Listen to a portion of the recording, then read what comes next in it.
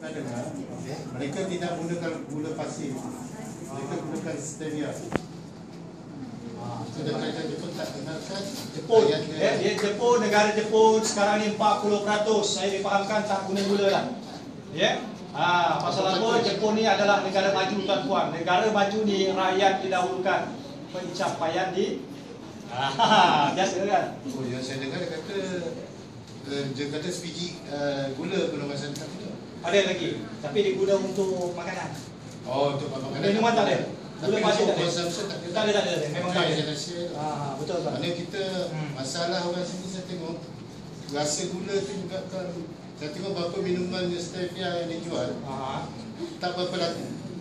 Mereka lebih memilih minuman yang apa? Yang gula biasa. Sebab tak rasanya tak sesedap.